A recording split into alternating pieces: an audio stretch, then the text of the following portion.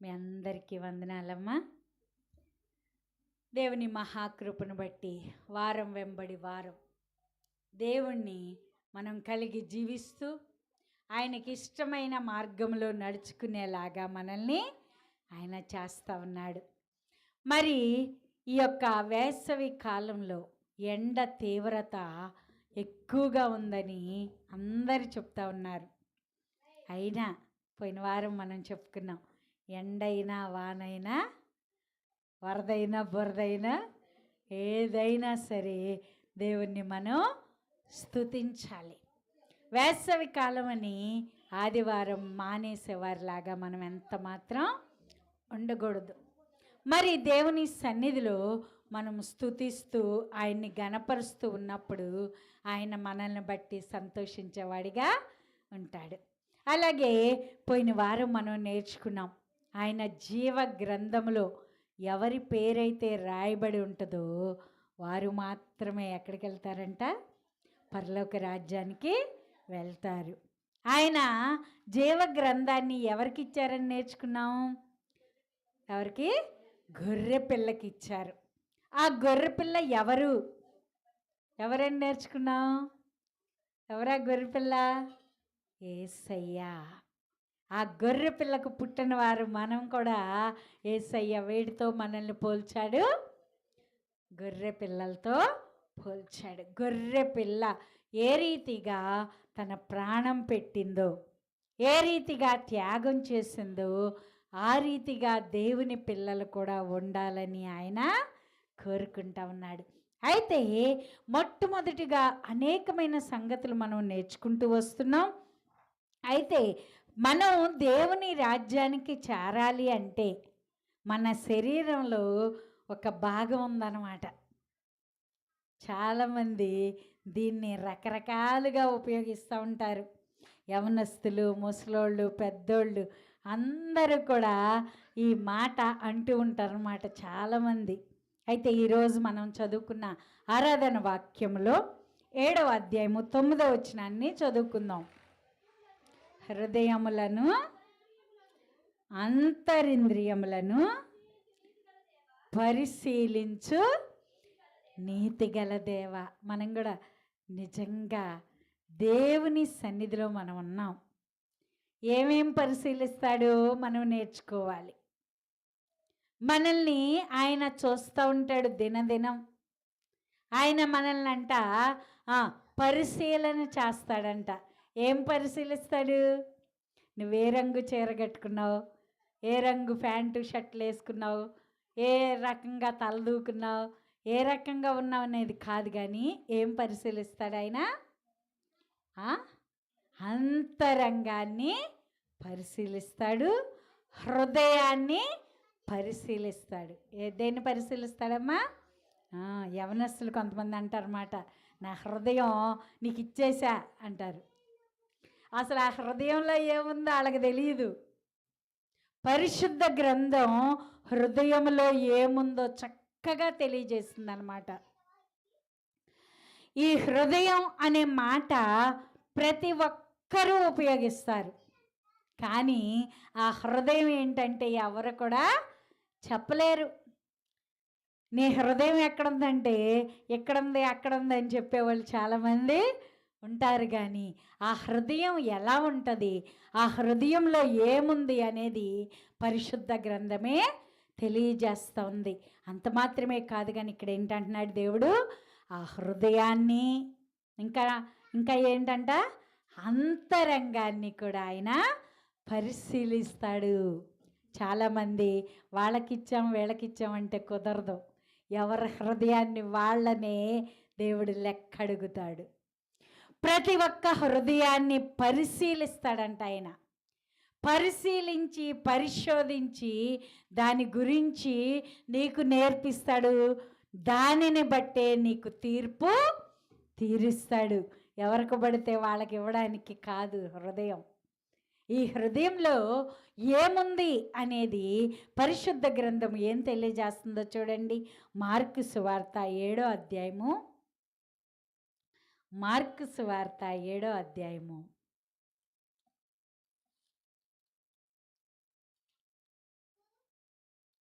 21వ వచనాన్ని చదువుకుందాం. లోపల నుండి అనగా మనుష్యుల హృదయంలో నుండి.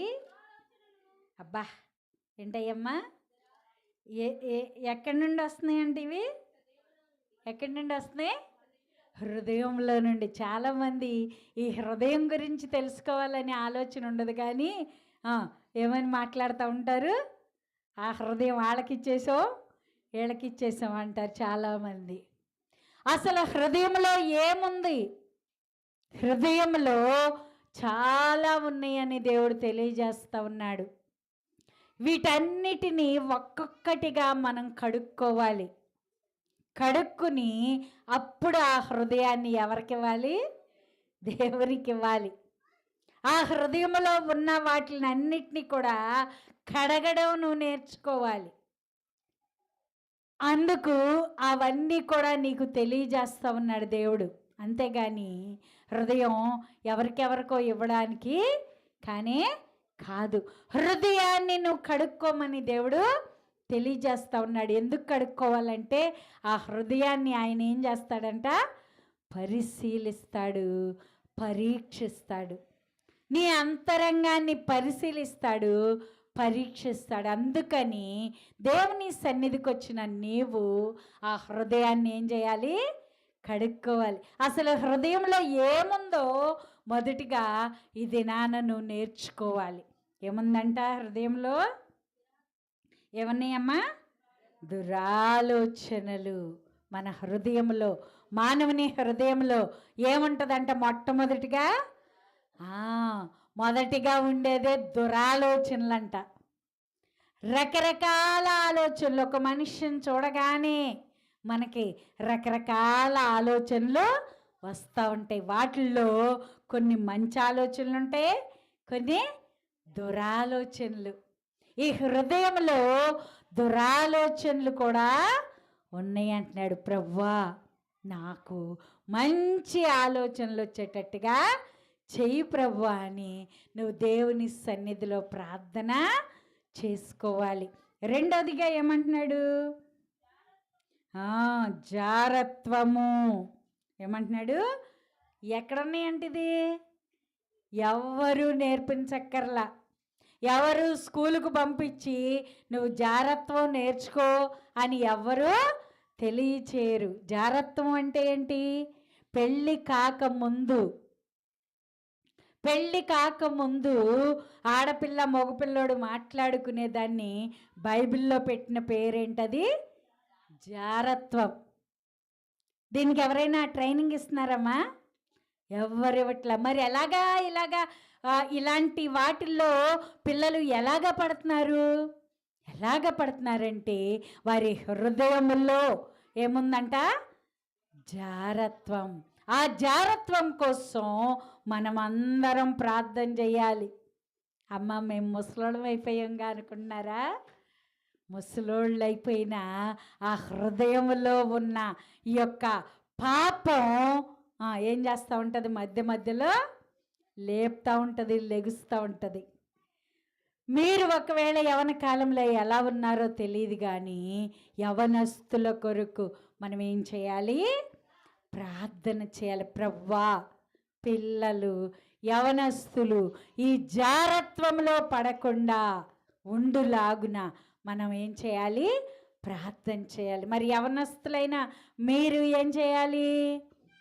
ప్రార్థన చేసుకోవాలి. ప్రభువా, అలాంటి జారత్వంలో నేను పడకూడదు నాయన, అది నా హృదయంలో నుండి తీసివే, కడుగు అని ప్రార్థన చేసుకోవాలి యవనస్తులైన వారు.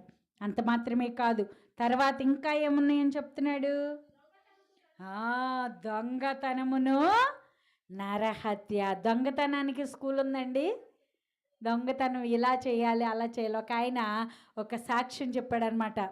ఆ దొంగతనం ఎలాంటి రకరకాలుగా చేశానో, ఇలాగ చేశానని ఒక ఆయన సాక్ష్యం చెప్పాడు అనమాట. నిజంగా ఆ దొంగతనం చేయడంలో కూడా పగల దొంగలంట, రాత్రి దొంగలంట. పగలు వెళ్ళిన వాళ్ళు రాత్రులు వెళ్ళరంట. ఒక ప్రత్యేకమైన ఒక ఊరే ఉంది. మనందరికీ తెలుసు స్టువర్ట్పురం అని ఒక ఊరిలో ఉన్న వాళ్ళందరూ దొంగలే. ఎంత భయంకరమైన దొంగలంటే శ్రీకృష్ణదేవరాయల కాలంలో మన దేశానికి ఒక పచ్చల పథకం అనే ఒక రత్నాన్ని తీసుకొచ్చి ఆయన కిరీటంలో పెట్టి ఆ కిరీటాన్ని ఆయన ధరించిన కాలంలో ఆ కిరీటాన్ని భద్రపరిచిన మ్యూజియంలో భద్రపరిస్తే ఆ మ్యూజియంలోకి వెళ్ళి ఆ కిరీటంలో ఉన్న ఆ పచ్చల హారాన్ని దొంగిలించి అక్కడ డూప్లికేట్ది పెట్టి ఈ పచ్చల హారం తీసుకొచ్చి ఆయన దాసేసాడు అనమాట. అంత గజ దొంగ యేసయ్యని నమ్ముకున్నాడు. అయ్యా ఎక్కడ దాచావు ఆ పచ్చల పథకం అని పోలీసులు ఎన్నిసార్లు రకరకాలుగా హింసించారంట. ఎన్ని రకాలుగా హింసించినా ఆయన ఆ పాపం ఒప్పుకోవటానికి ఇష్టపడలా. అది ఎక్కడ దాచాడో ఎవరికి తెలియలా. ఊరందరిళ్లలో గాలించేశారు, అణువు గాలించేశారు. ఇంకెక్కడా లేదు, ఎక్కడో పెట్టేశాడని అందరూ సర్దుకున్నారు. అయితే ఒకానొక రోజు దేవుని సేవకులు ఆ జైల్లో ఉన్న వ్యక్తుల దగ్గరికి వెళ్ళి స్వార్థ అందిస్తూ ఉన్నప్పుడు ఈ వ్యక్తి వాక్యాన్ని విన్నాడు. దేవుని వాక్యాన్ని విని ఆ వాక్యం నిజమా అబద్ధమా అనుకున్నాడంట. ఆలోచన చేసి సరేలే పోనీ అనుకుని ఇంటికి వచ్చేసాడంట. ఇంటికి వచ్చేటప్పటికి తన భార్య ఇంట్లో తలుపులు వేసుకుని ప్రార్థన చేస్తూ ఉందంట. ప్రార్థన చేస్తూ ఉండేటప్పటికి అమ్మో ఈ అమ్మాయి ఎప్పుడు నమ్ముకుంది యేసయ్యని, నేనేమో అక్కడికి వెళ్ళి ఈయనొచ్చాను అనుకుంటున్నాను, అయితే ఈ అమ్మాయి ముందే యేసయ్యని నమ్ముకుంది అనుకుంటా అని ఆయన అనుకున్నాడంట. చూసి ఆ వ్యక్తి కూడా ప్రార్థన చేసి చాలా అన్నమాట. ఆయన జీవితంలో చాలా జరిగినాయి, అవన్నీ తర్వాత చెప్తాం. కానీ ఈయన యేసయ్యని నమ్ముకున్నాడు. యేసయ్యని నమ్ముకున్న తర్వాత ఆయన అంతటికి ఆయనే వెళ్ళి ఆ పోలీసులకి సరెండర్ అయిపోయాడు. అయ్యా నన్ను క్షమించండి, ఆ పచ్చల పథకాన్ని నేనే దొంగిలించాను, ఇదిగోండి అని చెప్తే ఆ పోలీసులు చాలా ఆశ్చర్యపడ్డారంట. ఈ పచ్చల పథకం అసలు ఎక్కడ దాసావు ముందు మాకు చెప్పు, కొన్ని సంవత్సరాల నుండి దీనికోసం మేము వెతుకుతున్నాం. మీ ఊరే కాదు, ఊరూరు వెతుకుతున్నాం, అన్ని ప్లేసుల్లో వెతికాం. అది రత్నము అంటే అది అమూల్యమైంది కాబట్టి ఇప్పుడు బాంబు పెడితే స్క్వాడ్ ఎలాగా అది ఇళ్ళల్లా వెతుకుతున్నప్పుడు సిగ్నల్స్ ఇస్తుందో, ఈ మేలిమైన రత్నం కూడా సిగ్నల్స్ ఇస్తుందంట. అలాంటి అమూల్యమైన రత్నాన్ని మేము ఎన్నో సంవత్సరాల నుండి వెతుకుతున్నాం, ఎక్కడ దాచావో చెప్పవా అని పోలీసులందరూ ఎంతో సంతోషంగా అడిగారంట. ఆయన ఎక్కడ దాచాడంటే పొయ్యి కింద దాచాడంట. ఎక్కడ దాచాడమ్మా? పొయ్యి కింద. పొయ్యిని తవ్వేసి ఆ పొయ్యి కింద దాన్ని దాచి, పొయ్యి మామూలుగా అన్నం కూరలు వండుకుంటున్నట్టుగా పొయ్యి పెట్టారు. ఆ పొయ్యి మీద బొగ్గులు అవి వేసారు. పొయ్యి ఎవరన్నా తవ్వుతారా పోలీసులు? చూసారా? అలాంటి భయంకరమైన దొంగ యేసయ్యని నమ్ముకున్నాడు. ఆయన యేసయ్యని అంగీకరించాడు. ఆయన చెప్పే వరకు కూడా ఆ దొంగతనం ఎలా చేశాడో ఎవరు కూడా కనిపెట్టలేకపోయారనమాట. అలాంటి భయంకరమైన దొంగతనం ఎక్కడి నుండి వచ్చిందమ్మా? ఎవరు నేర్పించారు? ఎవరన్నా స్కూల్ పెట్టారా, కాలేజ్ పెట్టారా? ఎవరు నేర్పించలే. ఎక్కడుందంట అది? హృదయంలో. కొన్నిసార్లు చిన్న పిల్లలు అది చిన్నదేలే అనుకుంటాం మనం. ఇలా తీసుకొని ఏం చేస్తారు చిన్నపిల్లలు? అక్కడ ఏదన్నా ఒక చాక్లెట్ పడింది అనుకోండి పక్కన వాళ్ళది, ఏం చేస్తారు? ఇలా తీసుకుని వెంటనే వెనకాల దాసేసుకుంటారు. ఒకవేళ ఆడు లాగేసుకుంటాడు, ఆడు కొంచెం గడుసోడు అనుకుంటే ఆ స్థలం నుండి పారిపోతారనమాట. నిజంగా దొంగతనం అనేది ఎక్కడుందంట? మరి ఒప్పుకోవాలి కదా, మనం ఒప్పుకోవాలి. దేవుని సన్నిధిలో అలాంటి మనస్సు నీకుంటే ఆ దొంగతనం ఎక్కడుంది? నీ హృదయంలో ఉంది. ఆ హృదయంలో ఉన్న ఆ దొంగతనాన్ని దేవుని సన్నిధిలో మనం ఏం చేయాలి? ఒప్పుకోవాలి. ప్రభువా, నాకు తెలుసో తెలియకో నేను చేసిన తప్పు ప్రభువా, నన్ను క్షమించు ప్రభువా అని దేవుని సన్నిధిలో నీకు జ్ఞాపకం వస్తే నువ్వు ప్రార్థన చేసుకుని దాన్ని దేవుని సన్నిధిలో ఒప్పుకోవాలి. ఈ హృదయం కడగబడకపోతే మనం పరలోక రాజ్యం వెళ్ళం. అందుకని ఇవన్నీ లక్షణాలు ఎవ్వరూ నేర్పించరు, కానీ అవి ఎక్కడున్నాయంట? హృదయంలోనే. చక్కని మంచి అందమైన నోటికి రుచికరమైన కాయలు కనపడినాయి అనుకోండి, చిన్నపిల్లలు ఏం చేస్తారు? గమ్ముని కోసుకుని వెళ్ళిపోతారు. కానీ వాడు చిన్నవాడైనా పెద్దవాడైనా ఆ హృదయంలో ఉన్న పాపాన్ని ఏం చేయాల్సిందే? ఒప్పుకోవాలి.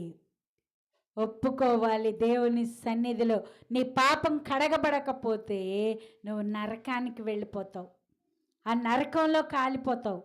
కాబట్టి దేవునికి ఇష్టమైన హృదయంగా నీది ఉండాలి అంటే ఇవన్నీ ఎక్కడున్నాయి? హృదయంలో ఉన్నాయి.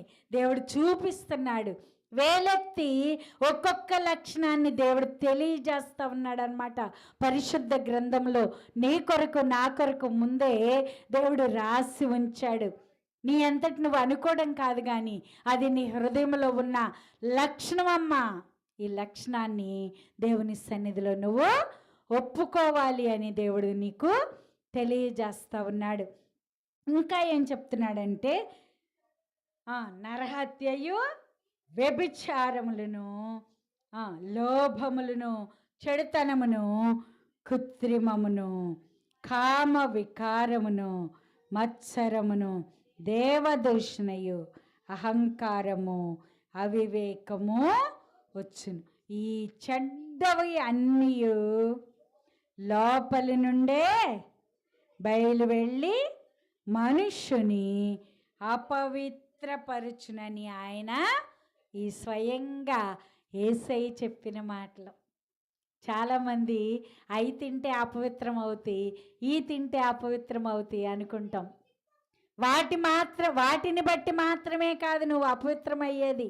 నీ హృదయంలో ఉన్న ఈ యొక్క చెడ్డ లక్షణాలన్నిటినీ కూడా ఏం చేయాలి? కడుక్కోవాలి. నేను చాలా మంచిదాన్ని అమ్మగారు, నేను చాలా మంచిదాన్ని అని ఎవ్వరు కూడా అనుకోవద్దు. ప్రభువా, ఈ లక్షణాలు నాలో ఉన్నాయి, నన్ను కడుగు ప్రభువా అని దేవుని సన్నిధిలో మనం అడగాలి. అలా అడిగితే ఏం జరుగుద్దంటే దేవుడు చెప్తా ఉన్నాడు. ఇర్మియా గ్రంథము 17వ అధ్యాయం 19వ వచనంలో తెలియజేస్తూ ఉన్నాడు. ఏమనంటే దేవుడంట ఏం చేస్తాడంట? 17వ అధ్యాయం 9వ వచనం. ఇర్మియా గ్రంథము 17వ అధ్యాయం 9వ వచనం. హృదయము అన్నిటికంటే మోసకరమైనది, అది ఘోరమైన వ్యాధి గలది. చాలమ్మా, తర్వాత చూద్దాం. ఇది అన్నిటికంటేనంట మోసకరమైందంట, నిన్ను మోసం చేస్తుందంట. ఏం పర్వాలేదులే, నువ్వు పెద్ద దొంగతనం ఏం చేయలేదు, చిన్న పిన్నీసేగా తీసుకున్నావు, ఏం పర్వాలా అంటదంట. ఎందుకని? నువ్వు ఆ దొంగతనం అనే పాపాన్ని నువ్వు ఒప్పుకుంటావేమోనని నిన్ను ఒప్పుకోనీయకుండా ఏం చేస్తుందంటే చిన్న పిన్నీసేగా, ఏం పర్వాలేదు అంటది. అంత మాత్రమే కాదు, అది నీ ఇంట్లో వాళ్ళదేగా అంటది. కొన్నిసార్లు ఇంట్లో వాళ్ళే మన చెప్తా ఉంటాం అన్నమాట.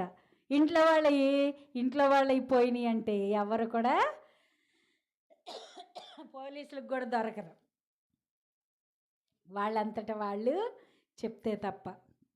మరి అలాంటిది నిన్ను మోసం చేసేది,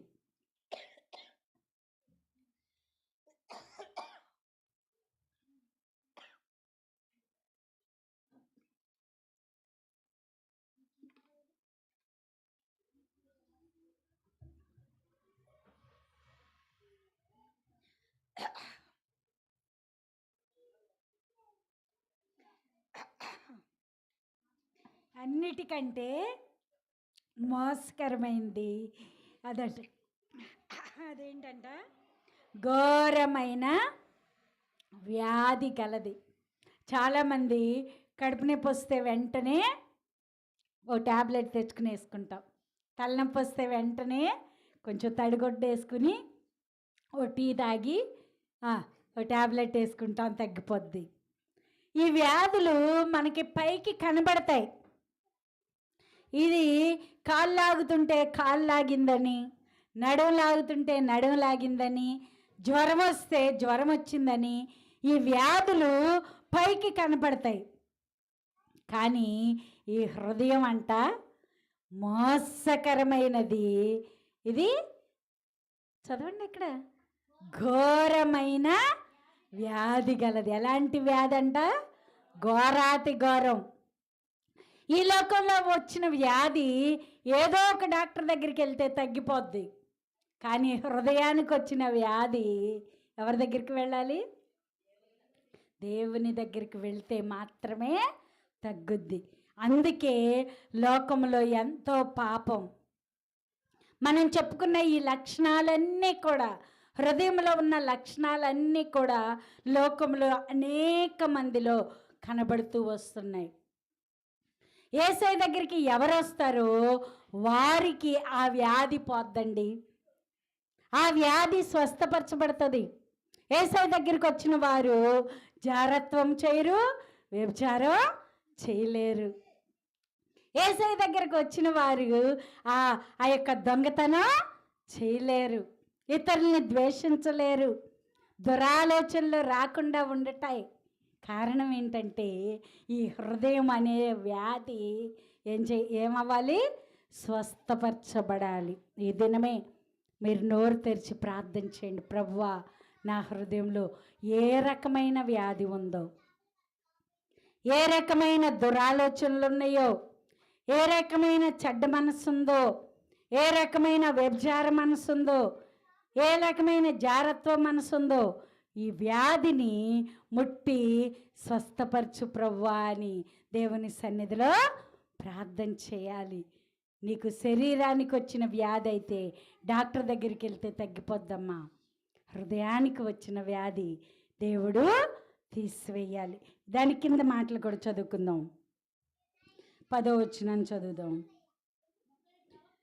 ఒకని ప్రవర్తనను బట్టి వాని క్రియల ఫలము చొప్పున ప్రతీకారం చేయుటకు యెహోవాను నేను హృదయమును పరిశోధించువాడను, అంతరింద్రియములను పరీక్షించువాడను. చూసారా, ఇక్కడ కూడా అదే మాట చెప్తా ఉన్నాడు, రెండోసారి చెప్తా ఉన్నాడు.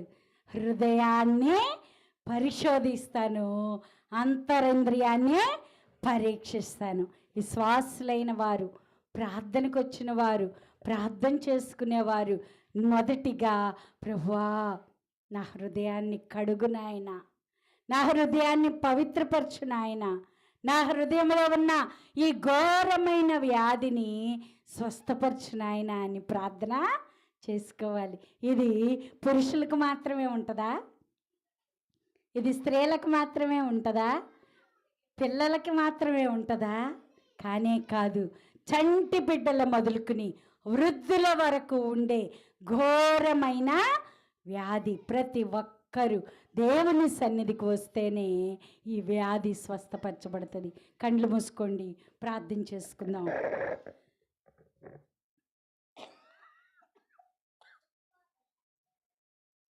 ప్రార్థన చేసుకుందాం. మహాపరిశుద్ధుడా, ఘనమైన దేవా, దయగలిగిన రాజా, మీ పాదాలకు వందనాలు, స్తోత్రాలు ప్రభువా. హృదయంలో ఉన్న